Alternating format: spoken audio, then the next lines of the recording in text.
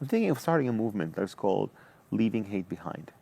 So because I'll tell you what, Amitai, some people think that the only solution is to leave Islam with lots of hate that is there. And I always say that this is wrong. I don't agree with that. But I would say you can keep the faith, you can still maintain the good things that the faith has, but you only have to leave one thing behind: hate. Hate, you have to expunge it, because once you expunge it, you become a true human being. Yeah. And there are some interpretations of Islam that are evil, I would say, like radical Islamism, radical movements like the Muslim Brotherhood and the Hamas and other militant Islamists. But that's not the faith of 1.8 billion people. And I believe they deserve to be saved, just like I was saved. But fundamental Islam is so dangerous because it brought down 2 towers in Manhattan. It brought down so many buildings around the world. It killed many innocent people around the globe. And it has some interpretations that are so evil that many Muslim scholars are not telling people the truth about how to confront these kind of beliefs. Look, you might have a Jewish radical. There are Jewish extremists, and there are Christian extremists, and there are extremists everywhere in every religion. But here is a difference. A Muslim extremist or an Islamist, I would say, would bring a text from his holy book that he believes that this text is ordering him to do what he is about to do or what he had already done. That includes the atrocities of killing women and children or kidnapping toddlers like Hamas is doing.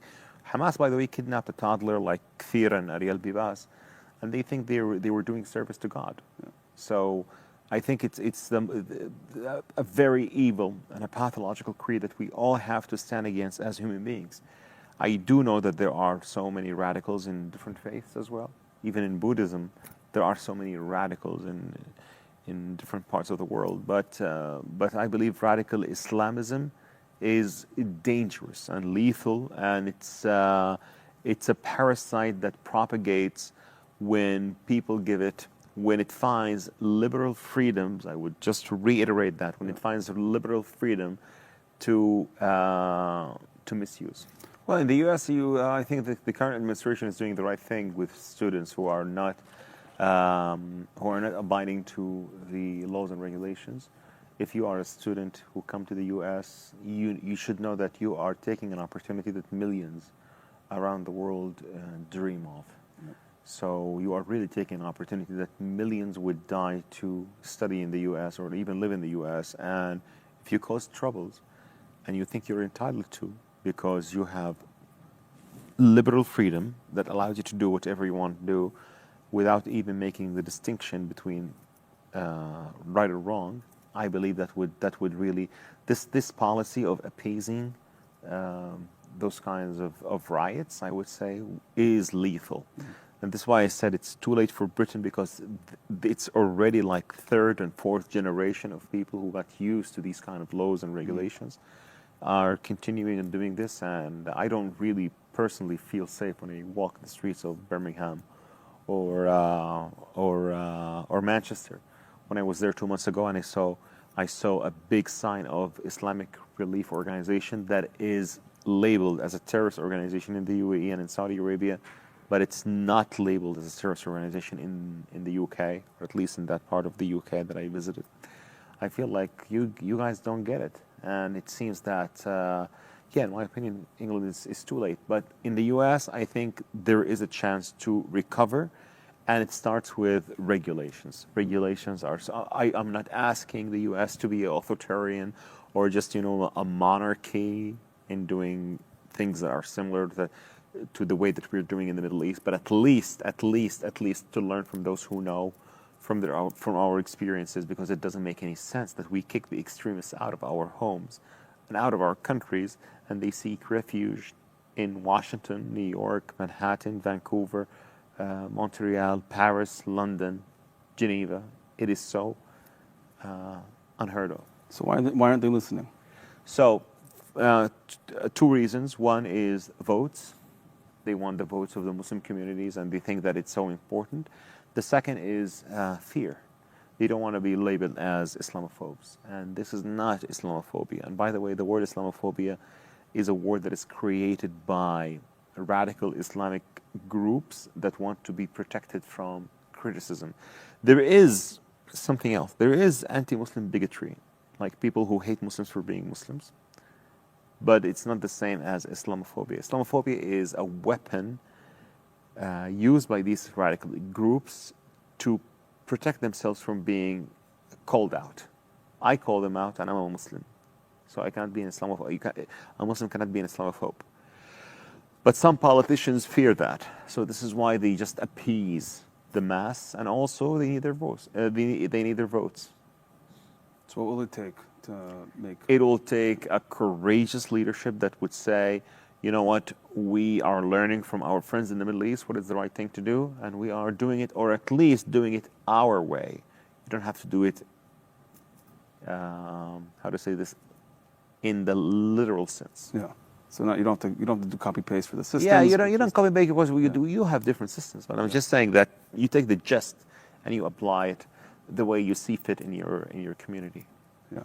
Yeah. Okay. So that's super enlightening and interesting. And I think part of the debate here around how do you lock it down and also while not undermining some of the core foundations of the liberal order, I think is where people are navigating or moving this conversation. Or in other words, how do we, people are going to say this is, you're shutting down people's freedom of speech and freedom of expression.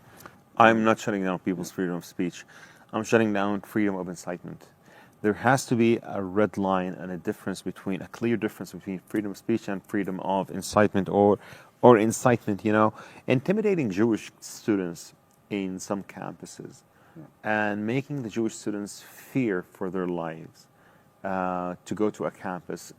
This cannot be classified as freedom of speech.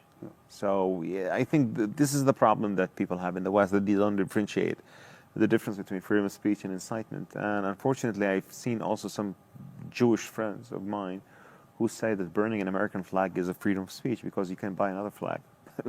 But those who burn the American flag on U.S. campuses, they want to send a message that we are here and we will dominate you sooner or later. And we will just use your liberal freedom as a ladder to climb and change the situation or the reality. And as soon as we do so, we will throw the ladder away. They don't believe me when I say this. Some of our Jewish friends or some of our politicians, they say, no, that's not true. I say, trust me, we were there.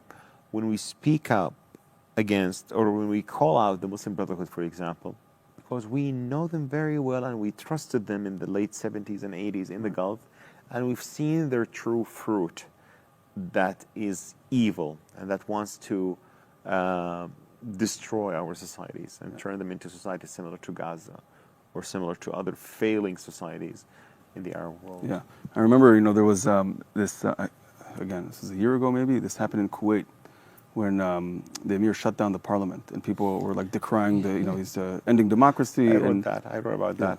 I wrote about that and I personally believe that, listen, Arabs, democracy doesn't work for us. We need a leadership and a leader to follow.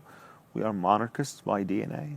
I believe that doesn't really work. Democracy. I tell you why. Because if you apply democracy in a very religious community or society like Kuwait, for example, you would allow the fanatics to misuse that in order to being voted for, and then they would just destroy. They would use the system against itself. Just like it's happening here in the U.S., by the way. But people do not understand that. And I say learn from the experiences that Egypt had, Algeria had in the past, Tunisia had, and Kuwait now had. So this is the problem. And so many things work for you that don't work for me. And so many other things work for me that don't work for you. That is fine. Yeah. We are different. But I think the general sense of building a thriving community, a prosperous and peaceful, is a goal that we all share. Yeah. And this has to be done differently from what is being done right now. Yeah, and it's interesting because it reminds me of a piece now that I saw that came out of in the Harvard Crimson by a student there, and he was saying, anti-Semitism is almost besides the point. You're saying like the reason these people shouldn't be given the space to do what they want to do is yeah, anti-Semitism is terrible, of course. You don't have to convince me, but it's actually there's incitement for violence and hatred and the promotion of what was the word he's using? I think it was like it's untruths, right? And like even just from like take out the anti-Semitic questions. If someone is doing that in another realm, like we shouldn't be allowing that type of discourse in institutions of higher education, which is similar to what you're saying. You're saying, look, guys, how you're going to reach the end game, each society, each community should do what they need to do. It looks different. Everybody has their own kind of codes and context, but the motivation of creating a prospering future where we can live in peace, that's the goal. I agree. And we should be working backwards from that as opposed to saying we all need to agree about the rules of the game and then see how we end up at the same place. I agree with that. And anti-Semitism, by the way, should always be dealt as a crime, not just a matter of an opinion here and there. In the UAE, anti-Semitism is a crime, by the way, and also some unfortunately, I would say some places around the world, they don't really take it as, or they take it as serious as it should be. I always say anti-Semitism starts with the Jews, but it doesn't end with the Jews. It ends with everyone else. And it ends with people like me and with people who are dreaming of a Middle East that thrives and prospers. It starts with Jews, but it ends with everyone else. So, we need to wrap up. This will be the final question because, time is short.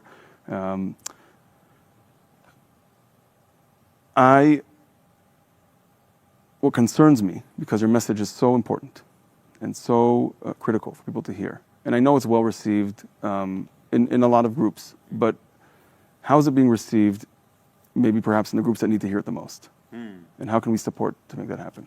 So that's a very good question. I do remember in the UK, I spoke to a Muslim community in Manchester, and it was very well received. The students, I spoke to Muslim students, they really challenged me with some of the questions, but at least they invited me to pray with them, which was great. But some people don't want to listen. I do remember that I was invited to a congregation in Michigan, and it was canceled 4 days before it happened. Yes, so it's challenging, but you know what? We have a saying in Arabic that says, keep on hitting it until it happens, or keep on knocking the door until it opens. I believe my community needs to hear this the most, but they are very driven emotionally with what's happening right now, especially the war, and I hope the war ends, and it can end today if Hamas releases the hostages and lay down its arms. And but they are very emotionally driven with this, so they can't really, or they don't want to listen. But I agree with you. We really need to knock more doors. And the thing is, when Jewish organizations give us the space and the podium to speak up, we encourage other peace activists to speak up, and then we form an alliance that would one day hit the ground hard in the areas that this voice has to be heard, which is our communities, and also non-Jewish communities in general, Christian communities and other communities as well.